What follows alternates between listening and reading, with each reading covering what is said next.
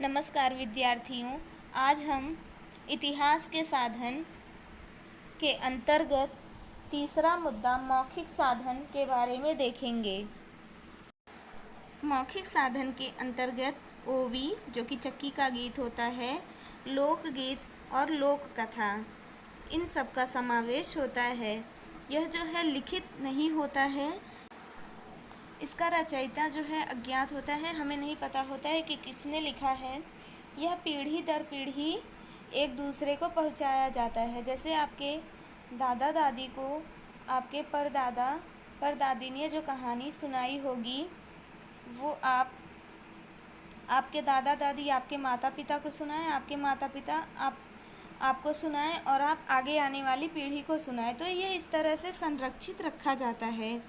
मौखिक को हम इंग्लिश में ओरल भी कहते हैं। ये जो है लिख कर नहीं रखा जाएगा, ये मुंह द्वारा बोलकर एक दूसरे को सुनाया जाता है। जो भी बच्चे गांव जाते होंगे वो अधिकतर ये अपने गांव में देखे होंगे। इस तरह पत्थर का आटे का चक्की होता है, इस पे औरतें जो हैं बैठ करके गेहूँ वगैरह पीसती हैं और ये पीसते समय गाना गाती है। उसको महाराष्ट्र में ओवी के नाम से जाना जाता है। पेज नंबर 8 पर आप ओवी यानी कि चक्की का गीत जो है वो लिखा गया है, वो आप अच्छे से पढ़ लीजिए और समझ लीजिए। अगर कुछ नहीं आता है तो आप पूछ भी सकते हैं। अब हम इतिहास के साधन का चौथा मुद्दा देखेंगे, प्राचीन भारत के इतिहास के साधन। अश्मयुग से लेकर ईस्वी सन की जो 8वीं शताब्दी है, वहाँ तक का कालखंड जो है भारत के इतिहास का प्राचीन कालखंड माना जाता है। भारत के अश्मयुग की जानकारी जो है हमें जो खुदाई वगैरह की गई उसके द्वारा मिलती है। और हमने ये भी देखा कि उस समय लिपि का विकास नहीं हुआ था, मतलब इनको लेखन कला का ज्ञान नहीं था।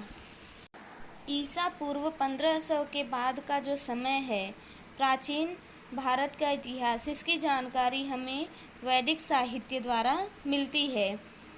शुरुआत में वेद जो है लिखित स्वरूप में नहीं थे, उनको जो भारतीय थे याद करके रखते थे। फिर आगे चलकर जब लेखन कला का ज्ञान हुआ तो ये लिखित रूप में मिलने लगे। इन साहित्यों द्वारा हमें प्राचीन भारत के इतिहास के बारे में महत्वपूर्ण जानकारी मिलती है। ब्राह्मण ग्रंथ, चारों वेद, ऋग्वेद, अथर्ववेद, यजुर्वेद, सामवेद, महाभारत, रामायण, विदेशी यात्रियों के वर्णन जैसे ह्युआन त्सांग, फाहियान, जैन एवं बौद्ध ग्रंथ, नाटक, शिलालेख, स्तंभलेख, इन सब का समावेश जो है प्राचीन भारत के इतिहास के साधन के अंतर्गत होता है। इसी तरह पुरातत्वीय उत्खनन में पाई गई वस्तुएं, भवन, सिक्के और आभूषण, इन सब के माध्यम से हम अपने प्राचीन भारत के इतिहास को अच्छी तरह से समझ सकते हैं।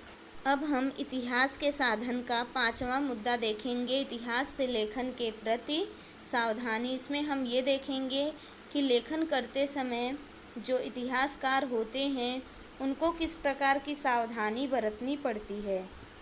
इतिहास जो है उसको लिखते समय कई प्रकार की सावधानी बरतनी पड़ती है। मान लीजिए कोई लिखित प्रमाण मिला और वो बहुत ही पुराना है, तो हम ऐसा नहीं बोल सकते कि वो विश्वसनीय होगा। इसके लिए सबसे पहले ये देखना पड़ता है कि अगर कोई भी पुराना दस्तावेज़ मिला है, क्यों लिखा है, किसने लिखा है, कब लिखा है, इसकी छानबीन करनी पड़ती है। या इस प्रकार से कई प्रकार से निष्कर्ष निकाला जाता है और पड़ताल की जाती है, उसका सूक्ष्म विश्लेषण किया जाता है, फिर जा कर के इतिहास लिखा जाता है। इसी प्रकार अगर कोई पुराना सिक्का मिला या फिर कोई भी बिल्डिंग, इमारत या फिर मंदिर वगैरह कोई भी अगर खुदाई करते समय मिलता है तो उसकी छानबीन की जाती है, उस पर अच्छे से अध्ययन किया जाता है। जब उनको लगता है कि हाँ ये प्रमाण विश्वसनीय है, तब जा कर के वो इतिहास के रूप में वह वस्तु या वो जगह आती है। आप ऐसी स्थिति में क्या करेंगे? यदि आप रास्ते पर चल रहे हैं और आपको एक प्राचीन सिक्का मिल गया तो आप क्या करेंगे? आप अपने पास रखेंगे, माता पिता को देंगे या फिर वस्तु संग्रहालय में जमा करेंगे। तो इसके लिए हम सबसे पहले क्या करते हैं, हमें कोई भी सामान मिलता है, हम अब तो या तो अपने पास रखते हैं या फिर अपने माता पिता को देते हैं। तो ऐसी स्थिति में अगर कोई भी पुरानी वस्तु मिलती है तो हमें वो वस्तु संग्रहालय में जमा करनी चाहिए। अब हम देखते हैं वस्तु संग्रहालय क्या होता है। मुंबई में छत्रपति शिवाजी महाराज वस्तु संग्रहालय है, जहाँ पर जो भी मूर्तियाँ प्राचीन समय की पाई जाती हैं या फिर औजार होते हैं, आभूषण होते हैं, सिक्के होते हैं, बर्तन होते हैं, उनको एकत्रित रखा जाता है।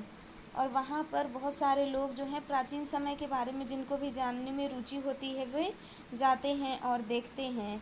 तो इससे हमें प्राचीन समय के बारे में भी पता चलता है और हमारा जो इतिहास है कितना समृद्ध है ये भी पता चलता है। इस तरह के वस्तु संग्रहालय भारत के कई राज्यों में स्थित हैं। इन सब से हमें प्राचीन राजाओं के बारे में, प्राचीन समय के जनजीवन के बारे में अच्छे तरीके से जानकारी मिलती है। मैं ये उम्मीद करती हूँ कि आप सभी ने ये वीडियो कम से कम 2 से 3 बार अच्छे से देख और समझ लिया होगा। और मैं आपसे जो भी प्रश्न पूछूंगी उन प्रश्नों के उत्तर आपको देना है। धन्यवाद।